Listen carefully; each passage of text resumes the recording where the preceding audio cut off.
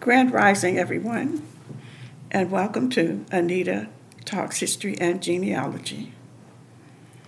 I'm so pleased at all the support that I'm getting from everyone, and I'd like to invite you to continue to tune in and to share, to like, subscribe, share, and comment. And I also like you to help me to keep my channel going. And that is very important because until we get, really solid with subscribers, we have to, we're kind of winging it on our own. And so if you can, donate to Cash App, which is $WILLS 920. And that would be really helpful to,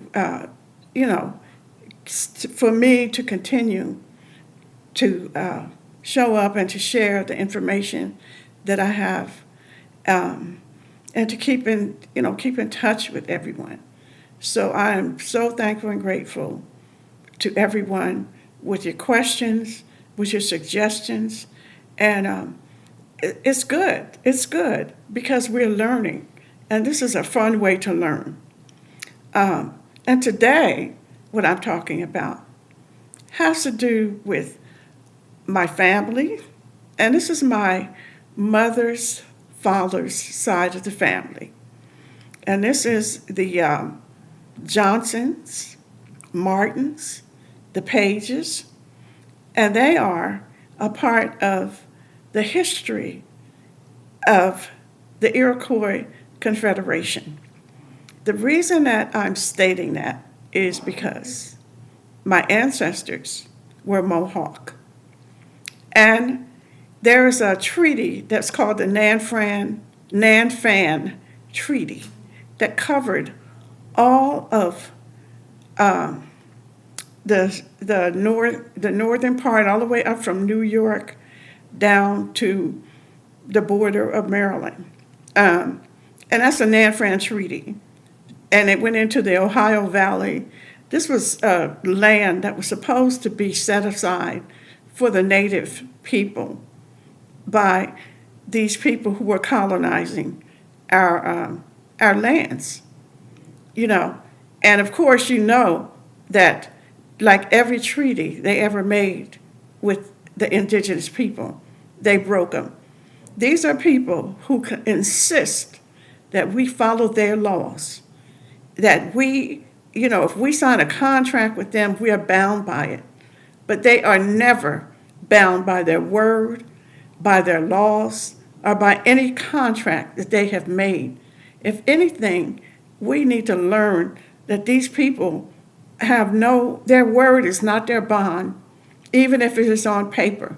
They will slip and slide out of it, continue to take you to court, continue to steal, kill, and destroy, to remove us and ours from our lands, from the lands that Creator put us and our ancestors on. They will do anything. And that, why should we sit around and keep on trying to be nice to people who are slowly killing us off, who are killing our children, who are taking away the rights that they claim to have given us under their laws? Okay? So I want to talk about the borders. Do you know that they are the ones that set up the borders? Just like when they talk about Africa and how they sliced up Africa, well, they did it here first. And the reason I'm saying that is because the French were coming here, and the Spanish, and this was before colonization. And the Europeans who colonized our part of, the eastern part, the eastern seaboard or whatever of the United States, was primarily the British. The French were further south in Louisiana and in like California. Okay, and I believe the Spanish, excuse me, the French were in Louisiana, the Spanish were out in California, and they were in Florida and, some other parts. But what the Europeans brought was their push to privatize the land, to privatize the air that we breathe, to privatize everything, where only a few of them could benefit from it, because they come from a system where they have so-called kings, and they have the royal family, and they have this class system that was set up so that everything left over was, divided to the peasants out in the outside of the royal family. So it's according to who you were, how you served the royal family, to what you got. And most of them were starving, were living out, in the woods somewhere. They did not send their best and brightest here. They sent the people that were being punished to the colonies, because the colony was actually a penal colony. Okay? So their indentured servants came here, were sent here, once they started writing the laws about who was, who was at the top of the chain, they put themselves at the top of the chain, of course. And at the bottom of the chain were the African slaves, and in between were supposedly the native peoples. But the truth of the matter is that before they ever brought a slave over here, they were enslaving the native people. And that was what the fights were about. They were killing off, mating with the women, the native women, and using their children to take the land. That's what they were doing. It's as simple and as barbaric as that. And also, so when I'm talking about the Iroquois Federation, I spoke about Queen Aliquippa. She was the head of the Iroquois before Chief Joseph or Jacob Brant. They called him Jacob Brant, and his sister, Molly Brant. And my belief is that they, like they were doing throughout the so-called colony, they killed the parents and they took the children. So Jacob, he was in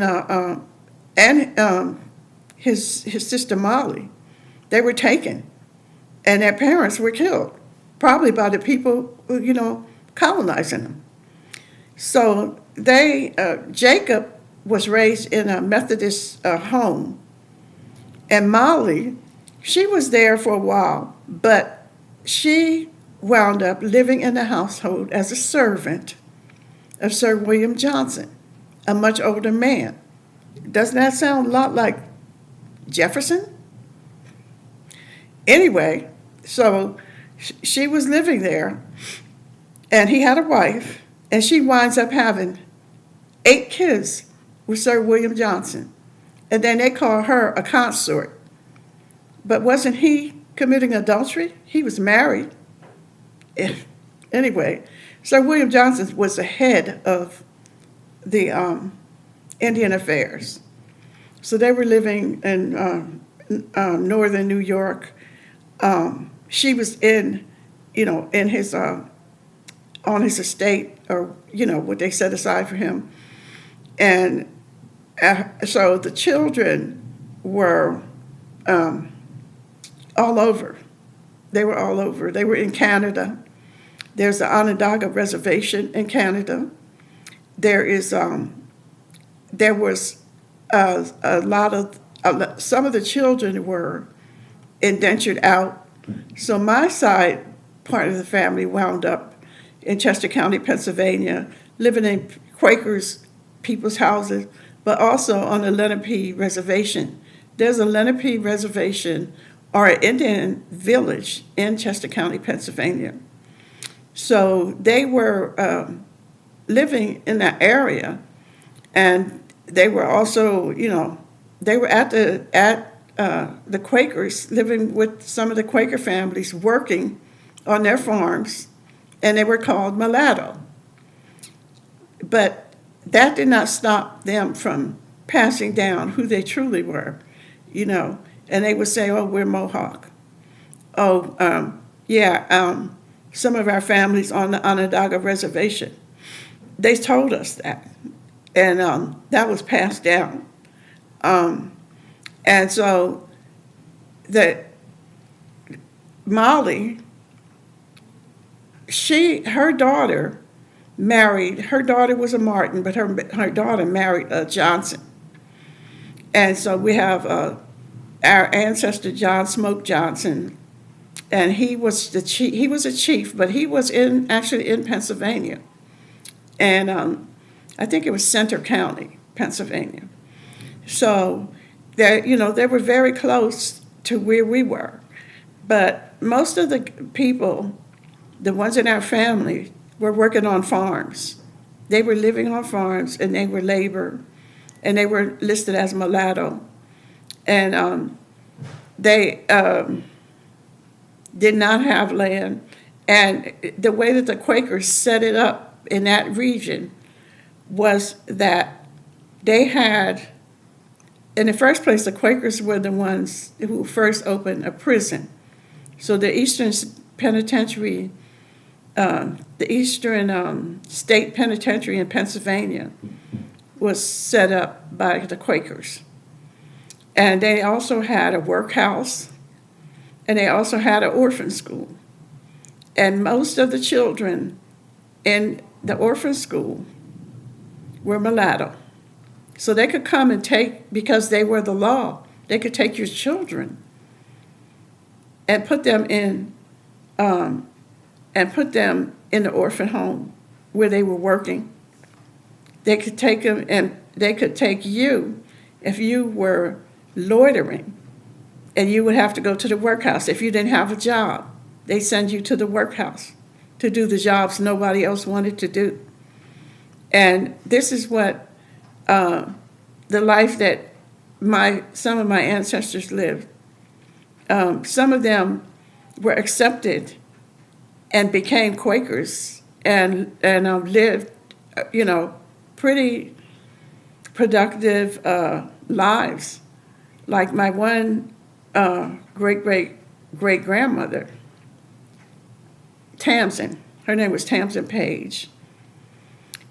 Actually, she was my great-great-grandmother, and she worked as a midwife for the Quakers. So she was delivering their babies, and they were doing pretty well.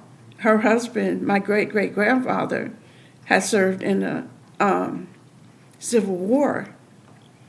And so they were, they did pretty well. And then others of them did not do so well. Some of them just left and passed as white, if they could, if they were light enough. Because it was, that lifestyle was hard. It was hard for those people. They were dying from pneumonia. They were being worked to death in the workhouse, and a lot of them, if they were light enough on that side of my family, they passed and disappeared, But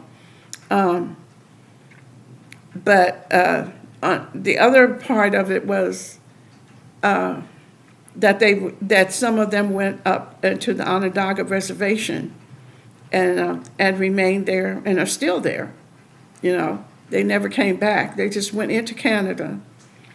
And even though life on the reservation is not that easy, at least you're with other people that look like you. You're practicing your culture, and it has something to offer. So that part went to the Onondaga reservation. So the Iroquois were made up of the Tuscarora, the Seneca, the Oneida, and another one. I keep forgetting that other one, but these were the tribes that were made up the Iroquois Federation, and they also had a constitution that they lived by. These were laws that they lived by, and these laws were also used to create the United States Constitution. So, and it was like the great laws of peace. They called it the great laws of peace, and it was laws that helped the tribes to live in peace amongst each other. And so, the one thing that happened when they used it for the Constitution was that this Constitution, the United States Constitution, did not, view women as equal. And the Iroquois Federation, did view women as equal. So that part of it, and it also did not have anything in it about slaves, So it was different. And but the great fathers, spoke of it as, wow, this document, these people actually live by laws. They want to say, oh, they have no real tradition. They just have an oral history and they're below us. Everything starts out orally. A baby don't start writing before they start talking and crying. Come on. And when you're speaking of oral traditions and you're saying, oh, these people didn't write, they did write. They find hieroglyphics all the time, or writings on caves all the time that natives used. Natives used totems. There was a whole, the treaty that they were using was written on the belts that the natives wore. So if it's on the belts, obviously that's some kind of communication in writing. So to say that they had no written history, that's crazy. No, the way that they should be saying it is that they destroyed the history, that they burned down the history. They burned down the longhouses. They burned down the villages.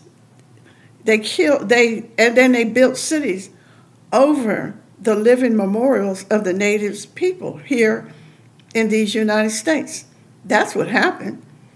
Of course you wouldn't know they had a history if you're not talking about them and treating them like human beings. And so this, the land that we, live on called the United States is, this is indigenous land, and it has been for at least 20,000 years. At least 20,000 years. So we need to keep our history alive. We need to tell our truths and stop letting these people who don't know make up stories and then force our children to regurgitate them as if they're the truth. And to stop being embarrassed because my history was passed down to me through my mother and her mother and her mother. That's our history. Yes, and I'm writing it down. I have 7 books, but guess what? These people out here burning books, and we still have to keep our history alive, regardless of, how we're communicating it. And, it's not going to go anywhere. The truth, crushed to the ground will rise. You can, like you bury seeds and the flowers come from the seeds. So we have the truth. And it's going to come to you as you sit down and think about what did your people say to you when you were growing up, or what did other people say? Or what does some of the, if you went to church, sometimes the older people in church were telling that truth. They would sing songs about that truth. And we should pay attention.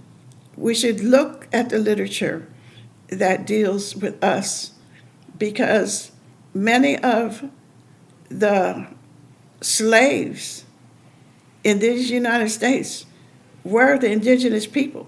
Before they ever brought a slave here, they were enslaving the indigenous people and reclassifying us as mulatto, colored, Negro, black, anything to take away our rights to the land that they were stealing, or our rights to live in the way that our ancestors lived. At one point, they outlawed certain dances that natives had, certain rituals. How could you outlaw something that is tens of thousands of years old, that has been passed down, but you want to stop them from dancing or stop them from celebrating who they are, or try to embarrass them as if you're civilized? And so that part of it with Molly, who was, Mary Brandt, and the Iroquois were the haudenosaunee. That was their name. And Molly Brandt and Jacob, her brother, they called him, Chief Jacob. They both have families. Molly had her family, but what happened with the Iroquois was they fought on the side of the British. So once they fought on the side of the British during the Revolutionary War, and the British lost, their lands were confiscated, and they were chased or left and went into Canada on to the Onondaga reservation. And there still is there are still reservations up, in northern New York. The Iroquois still have not the Iroquois, but the Mohawk still have reservations. There's reservations still there, but the reservation was split. The Onondaga, half of it is in Canada, and the other, and a portion of it is in the northern New York, and another portion is in Canada. And so what they did was they split it like they do every nation, like the natives nations. So they split the reservation so that part of it is in Canada and part of it is in New York. And the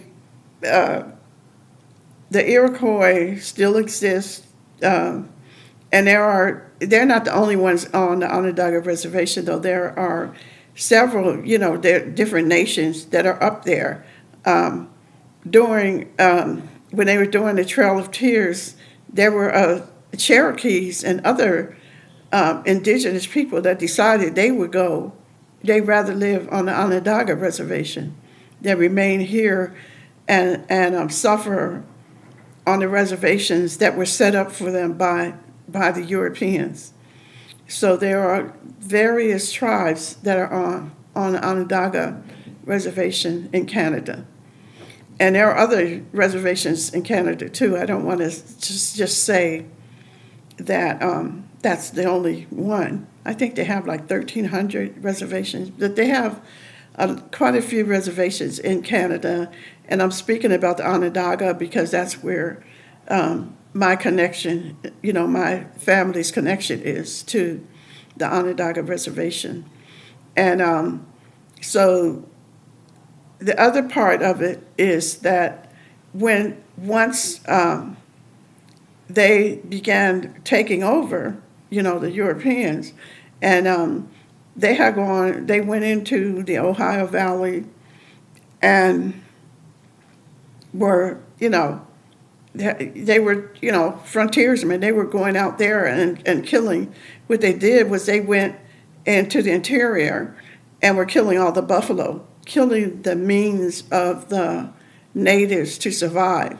The buffalo were their means of survival, and they were killing them. And there are pictures of mountains of buffalo that were slaughtered in order to kill off the Indians slowly, to kill off the native people slowly.